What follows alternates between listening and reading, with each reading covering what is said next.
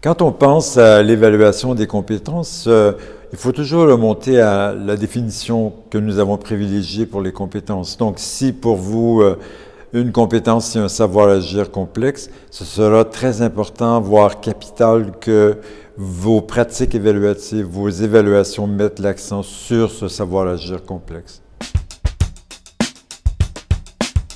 L'histoire d'évaluation des compétences est assez complexe, mais ce n'est pas une tâche démesurée ni herculéenne.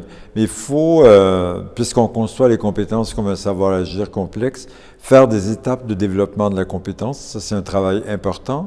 Et surtout, avoir au terme de la formation, ou quand l'étudiant termine la formation, un niveau de développement très bien défini avec des indicateurs pour que l'équipe puisse faire l'évaluation du niveau attendu, une évaluation certificative des compétences. Et donc, je dirais que c'est crucial d'avoir ces niveaux ou ces étapes de développement pour pouvoir faire une évaluation systématique et rigoureuse à partir d'indicateurs de développement.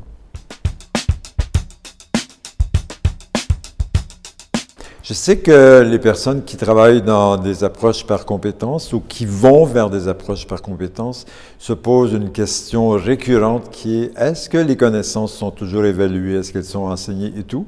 Question très, très importante.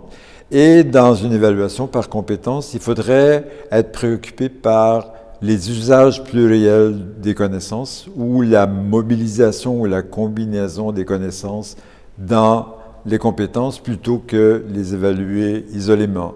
Donc, je dirais, prenez beaucoup de temps à réfléchir sur de quelle manière allons-nous évaluer les connaissances, savoir, savoir-faire, savoir-être, d'une manière intégrée dans les compétences ou d'une manière décontextualisée et en elle-même, ce qui ne serait pas très approche compétence.